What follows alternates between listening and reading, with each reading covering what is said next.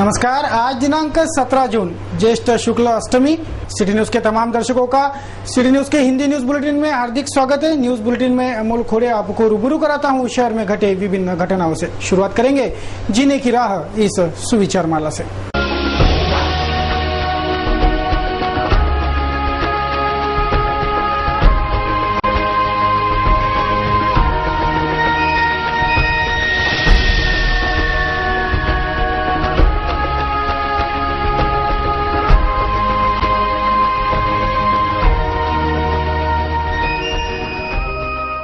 जीने की राह के बाद अब देखेंगे दिन भर के खबरों की टॉप हेडलाइंस।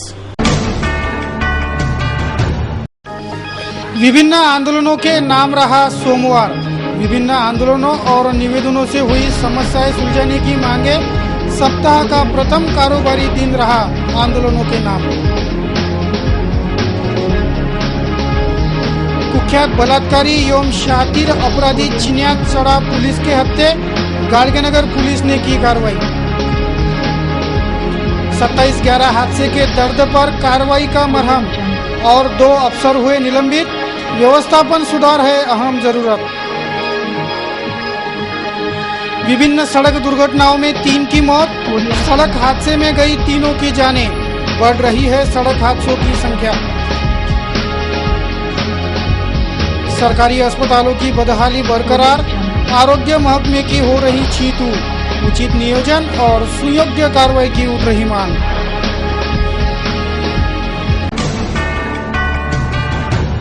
ये थी आज के टॉप हेडलाइंस और हेडलाइंस के प्रायोजक थे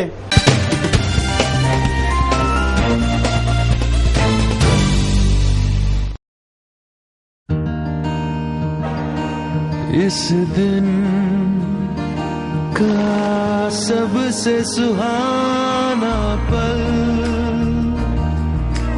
कौन सा है, क्या कहता है घर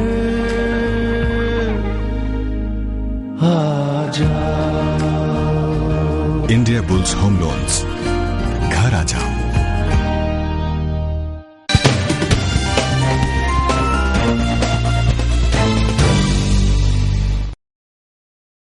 चलिए अब आपको रूबरू कराते हैं दिन भर की खबरों से।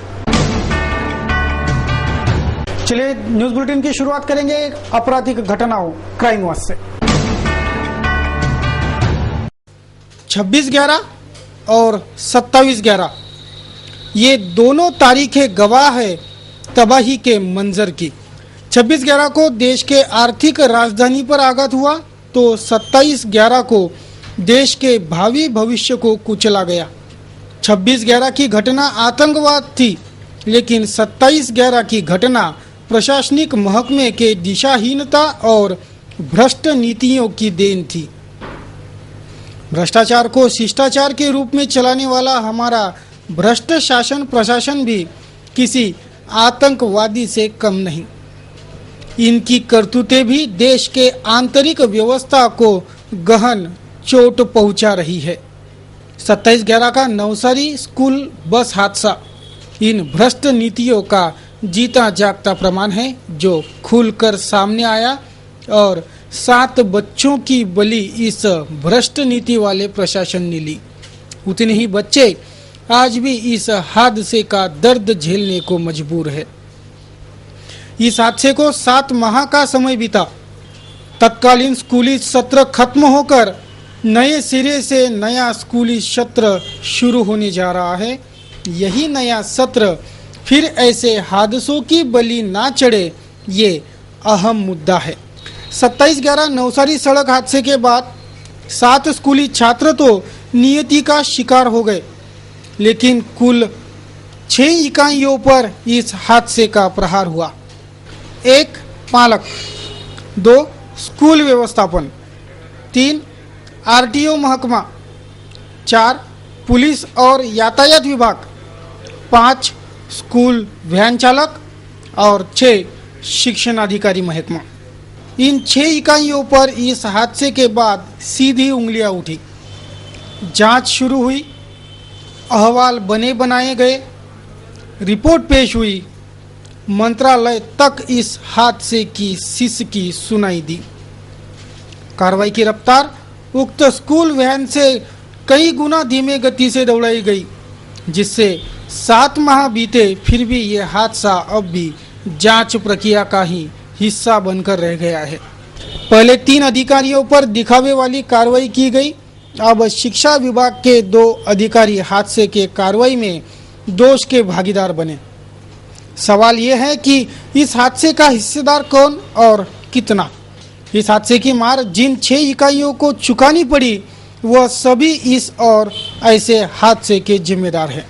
फर्क सिर्फ इतना है कि कोई कम जिम्मेदार है तो कोई ज़्यादा। जानेंगे कौन कितना दोषी है। सच्चाई यही है कि अगर पुलिस और पुलिस का यातायात महकमा अगर अपने उचित निर्देशों पर कार्य करता है तो शहर में ना कोई अवैध वाहन दौड़ेगा, ना रफ्तार की मर्यादा टूटेंगी, ना ओवरसीट वाहन दौड़ेगा। लेकिन पुलिस और यातायात महकमे के उदासीन और भ्रष्टाचारी नीतियों के चलते ही विपरीत स्थिति पैदा हुई। इसलिए ऐसे हादसों के लिए पुलिस और यातायात महकमे का दोष है पूरा 50%, क्योंकि इनकी जिम्मेवारी ये निभाते तो ये हादसा नहीं होता, इतना दर्द नहीं होता। पुलिस और यातायात महकमे का रोल अहम इसलिए भी है कि यह सीधे संपर्क में होते हैं। रिश्वत खाने खिलाने, व्यवस्थापन बिगाड़ने में इन्हीं का किरदार दागदार ज़्यादा है। 30% दोषी है आरटीओ महकमा, क्योंकि जो स्कूल बसें शहर में दौड़ रही थी उन्हें अवैध करार दिया गया। इन बसों को उसी आरटीओ महकमे ने अवैध कहा जिन्हें आरटीओ के हस्तक्षेप बिना दौड़ाना ही मुश्किल है। आरटीओ पहले ही इन स्कूली बसों को ढंग से नियमानुसार पासिंग करवाता तो इतनी अवैध स्कूल वैन दौड़ती ही नहीं। इसलिए आरटीओ का दोष है 30%। तीसरे नंबर पर आता है शिक्षा महकमा। शिक्षा महकमे का रोल सुनियोजन का है। स्कूल परिवहन समिति की देखरेख, व्यवस्थापन पर अंकुश ये जिम्मेदारी निभाने में कम पड़े शिक्षणाधिकारी इस हादसे के लिए 8% दोष के हिस्सेदार हैं। इनकी जिम्मेवारी ये सही ढंग से नहीं निभाते, ये इनका जुर्म है। चौथे नंबर पर है स्कूल प्रशासन। इनके स्कूलों में पढ़ने आने वाले बच्चों का वहन करने वाले स्कूली वैन्स पर निगरानी रखने की जिम्मेवारी स्कूल प्रशासन की है। समय पर स्कूल पहुंचाने की स्कूलों द्वारा स्कूली वैन्स चालकों को की गई सख्ती मान्य है, पर सख्ती इतनी सख्त ना हो कि वाहन चालक हवा में उड़कर आए और बच्चों को स्कूल पहुंचा जाए। इनका भी दोष है, तभी स्कूल वैन तेज तर्रार स्पीड में स्कूल पहुंचने लगी है। स्कूल व्यवस्थापन 5% दोष का भागीदार है। 5वीं इकाई यानी पालक वर्ग। पालक वर्ग भी इन हादसों के जिम्मेदारी से बच नहीं सकता। अपना बच्चा जिस स्कूल वैन से स्कूल जाता है वह वैन वैध है या अवैध, वाहन दौड़ता कैसा है, बच्चों की सुरक्षितता का क्या, ये सब अपने बच्चों के पालक नहीं करेंगे तो क्या पड़ोसी जांचेगा। पर पालक अपनी जिम्मेदारी से हाथ झटकते हैं, इसलिए वे भी 4% दोषारोपण के भागी हैं। अंत में वह इकाई जो इस हादसे का सबब, लक्ष्य और ज़रूरत भी है वह है स्कूली वैन। ये इन हादसों के दोषी है। फर्क सिर्फ इतना है कि अब तक जितनों का दोष गिनाया गया है उन सबके चक्रव्यूह में स्कूल वैन चालक भी फंसे हैं, जिससे वे 2% दोष के पात्री हैं। पुलिस अवैध वैन चलने नहीं देंगी, अवैध वैन आरटीओ पास नहीं करेगा, स्कूल व्यवस्थापन स्कूली परिवहन के सारे नियम पालेगा, पालक अपनी सुजानता सुरक्षा पर दिखाएगा, सब अपनी अपनी जिम्मेवारी पूरी करेंगे तो अवैध स्कूल वैन नहीं दौड़ेंगी और किसी छात्र की बलि नहीं जाएंगी। इतना निष्कर्ष तो सभी पर फिट बैठता ही बैठता है, तभी ऐसे हादसे टाले जा सकते हैं, वरना नहीं। ये कार्रवाई, जांच रिपोर्ट, अहवाल क्या मरे हुए को जिंदा करा सकती है, अपाहिजों के अंग वापस लौटा सकती है? जवाब है नहीं। सिर्फ और सिर्फ अनुशासित न्यायिक प्रक्रिया, प्रत्यक्ष कृति ही ऐसे हादसों के रोकथाम की असली दवा है, भूलिएगा मत।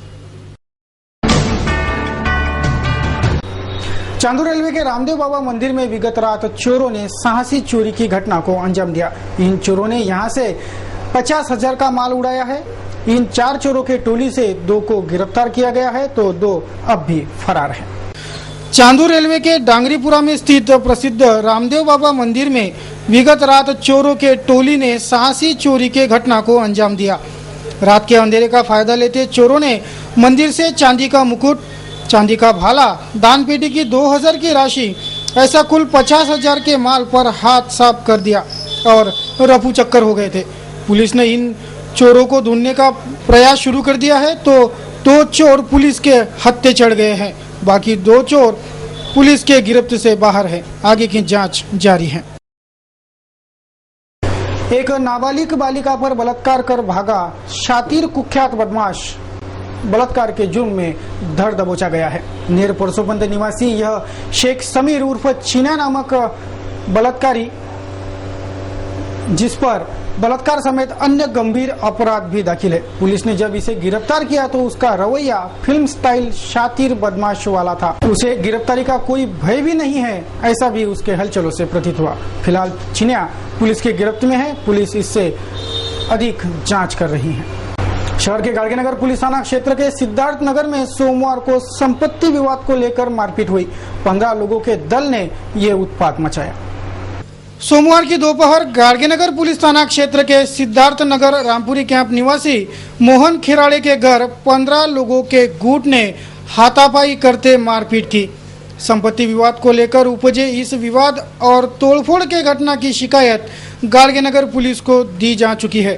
आगे की जांच पुलिस कर रही है। माझं नाव मोहन पुंडलिकराव खिराडे आहे। आम्ही 60 वर्षापासून इथे राहतो आणि हे आमचं कंपाऊंड आहे। आणि अचानक आज दिलीप प्रधान जो आहे विकत घेतली म्हणून आले आणि आमची सगळे तोडफोड करून विटा कंपाऊंड तोडतोड करून आम्हाला बांधायचं, इथं घर बांधायचं आहे, घर म्हणून आम्हाला भयानक मारहाण केली आणि भयानक भांडणं केले। माझ्या मुलीच्या पायाला सुद्धा मार लागलेला आहे। त्यांनी इथे येऊन आमच्यावर दादागिरीच केली आहे। 40-50 बायांच्या 20-25 माणसं घेऊन आमच्यावर फक्त कंपाऊंड तोडपाड करून विटा पेकपाक करून सगळं हे केलं आहे। हे सगळा धिंगाणा तुमच्या समोरच दिसत आहे। हे आमचं 60 वर्षापासून कंपाऊंड आहे, आमचं घर आहे इथं, आम्ही जुने रहिवासी इथे।